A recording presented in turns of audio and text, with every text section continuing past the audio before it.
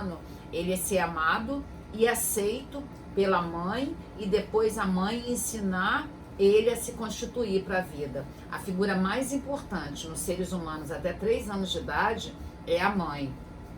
Quando essa primeira experiência ela não é atendida, esse ser humano, que era um bebezinho, ele vai crescer com rejeição, abandono, violência, e provavelmente ao longo da vida ele vai ter reviver esses traumas, só que esses traumas aparecem de outras formas. E como que esses traumas aparecem?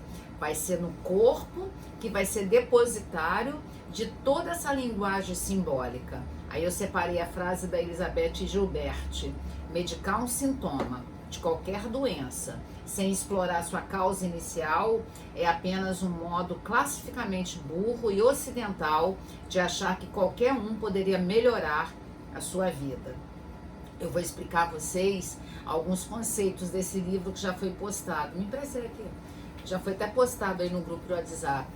Eu separei alguns conceitos para vocês tentarem entender como que é importante entender de terapia do sistema familiar, que é completamente diferente de constelação familiar. A constelação familiar, ela pega alguns saberes da terapia do sistema familiar, porque a família é um sistema, e é um sistema fechado, não é um sistema aberto. É um sistema fechado que só adquire novos membros ou pelo nascimento ou pelo casamento. Então, nesse slide 136, a família é uma unidade psicológica completamente diferente das outras. Existem elementos comuns que permitem, de certa forma, prever qual probabilidade vai acontecer e de que certa forma as pessoas interagem. Todas as pessoas que estão na família, elas se relacionam, e daquelas se relacionam ou de laços sanguíneos ou laços de a família recebe pessoas também pelo casamento. Por exemplo, a minha nora, ela não é minha família ainda, mas no dia que meu filho casar com ela, ela vai ser minha família. Então, pelo casamento, a família incorpora membros. É pelo casamento e pelo nascimento.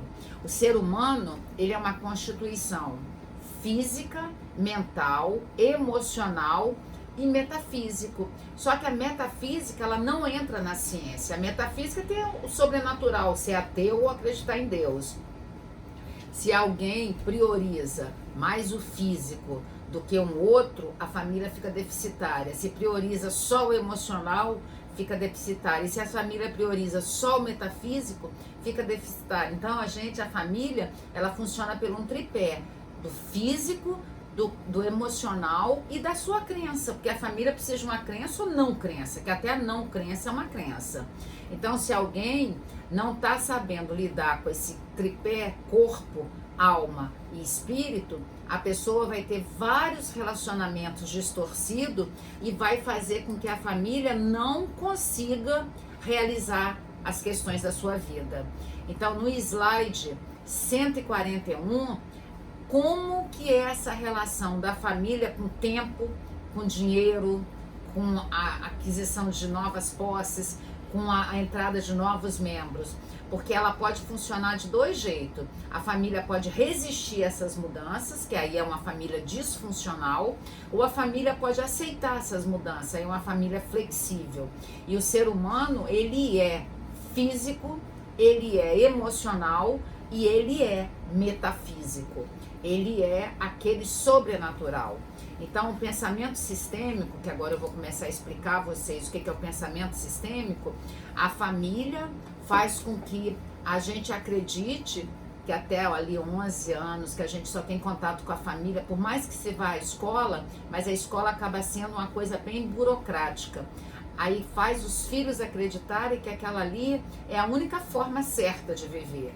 Então, essa visão sistêmica do livro que vocês receberam a capa aí, é uma forma de você inserir novos conceitos para fazer com que você aprenda a administrar melhor quando você está conversando com a pessoa. Então eu vou explicar a vocês o que é uma visão psicanalítica sistêmica, eu vou explicar a vocês o que é um paciente sintomático, uma visão sistêmica, um sintoma, um sistema e uma família. Nossa, Cássia, essa aula está muito teórica. Ela é teórica para vocês entenderem a importância de você entender o núcleo familiar. Tipos de família. A família é um sistema que ele se move através do tempo e ela é formada de passado, de presente e de futuro. E ela compartilha o mesmo passado. Então, o slide 156, ela mostra que o sistema é um universo em miniatura. Então, a família é um universo em miniatura.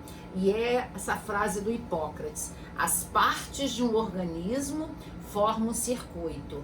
Portanto, toda parte é um começo e um fim. Essa frase é do Hipócrates. Tem uma outra frase que eu gosto muito também, que é: seja implacável, mas encantador. Implacável é diferente de cruel. Seja esperto, mas simpático.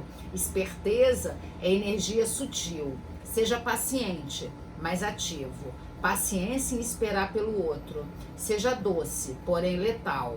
Doçura é diferente de permissividade excessiva. Essa frase é do Castaneda.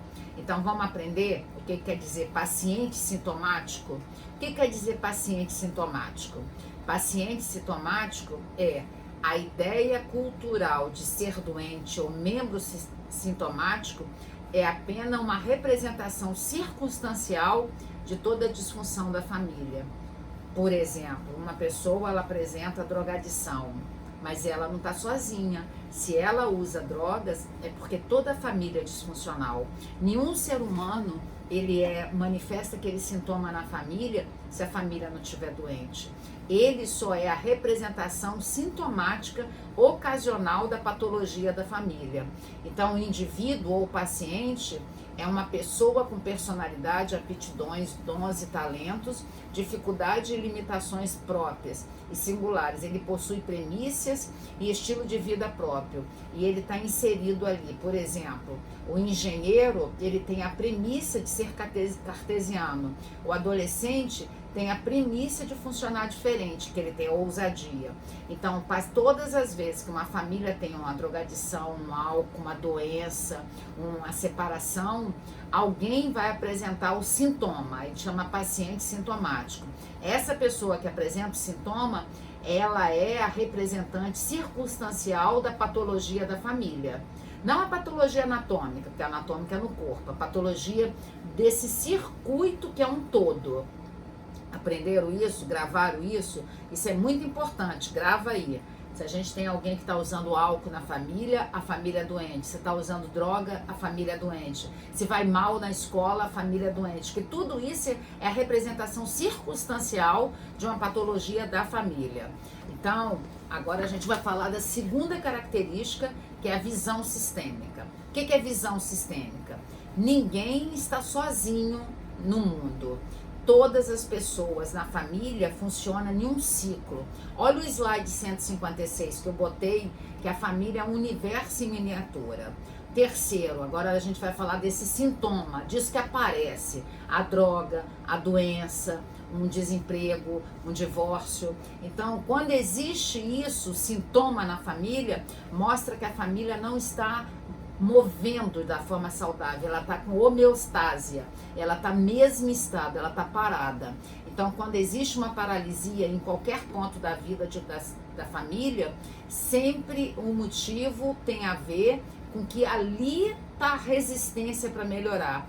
E o terapeuta sistêmico familiar, o que ele tem que fazer? Ele tem que tentar fazer essa família se andar, ela tem que fazer essa família sair do local. Aí hoje a gente vive uma outra realidade, que é um sintoma também, que chama adultescentes. É a junção de adulto e adolescentes. Então chama adultescentes. O que são adultescentes? Adultescentes são seres humanos com mais de 40 anos, que até 40 anos é jovem.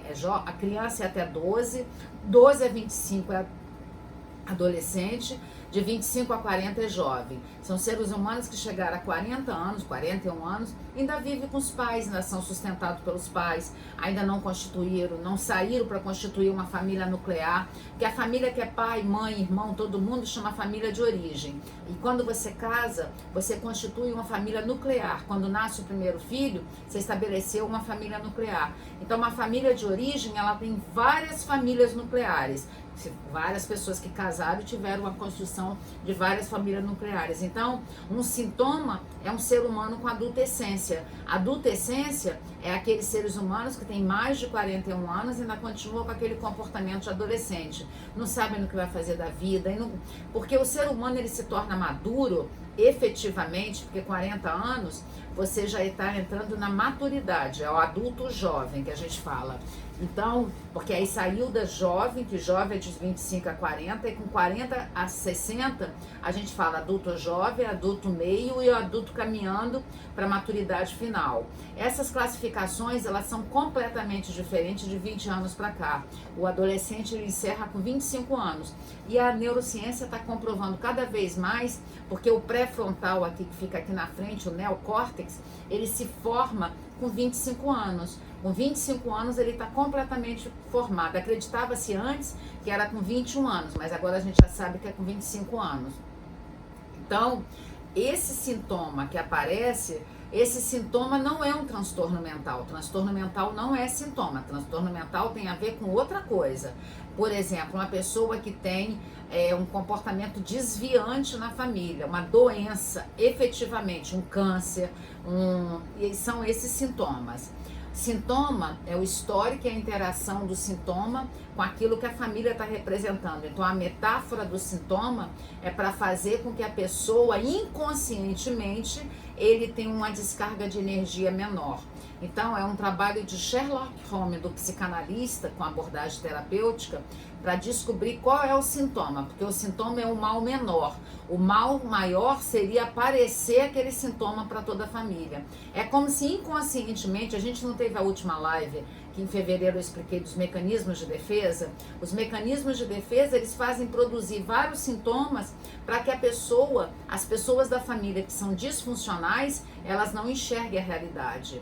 E o terapeuta é aquele que vai fazer a família funcionar. E o papel do terapeuta, o papel é fazer a família colocar para fora em palavras, porque a cura é pela fala, aquilo que está doendo dentro deles. E o histórico disso faz com que as pessoas, elas tenham esse trabalho de buscar dentro delas aquelas dores psíquicas que estão dentro dela. É o que Freud falou. A gente cresce por fora, mas dentro da gente a gente carrega uma criança de até 9 anos de idade, uma criança que fica com as suas neuroses ou adoecidas, ou com atos de repetição, ou com as neuroses fóbicas. E com isso o sintoma é para defender a família de enfrentar os seus problemas. E a família, ela produz um bode expiatório, a família produz o filho dourado, a família produz o pequeno professor, a família produz a criança alegre ou palhaça, porque a família produz isso. Então, qual é o papel que você carrega até hoje? Esse papel que você carrega até hoje, você aprendeu dentro do seu núcleo familiar. Pois o sintoma, por pior que seja, é para defender a família de um mal maior, que geralmente ninguém na família tem consciência desse mal maior. Por pior que às vezes as vidas das pessoas fiquem destruídas. Então é paciente sintomático, ele traz um sintoma que remete para a família. Agora o quarto é entender esse sistema. Esse sistema, ele é aquele que produz uma homeostase. Ele produz essa característica de homeostase, de mesmo estado. Todas as vezes que a família está congelada nesse estado do paciente sintomático, está provando que a família é extremamente disfuncional. Com a família funcional, cada pessoa tem seu papel representado e ninguém tem representando outro papel de outra pessoa. Uma mãe, ela representa o papel de função materna, um pai representa o papel de função paterna, o filho representa o papel de estar ali aprendendo. Mas quantas famílias têm pais que estão representando função materna ou a mãe representando função paterna? E às vezes, Quantas famílias não tem nem função materna, nem função paterna, e às vezes é o filho que tem que assumir esse papel de função materna,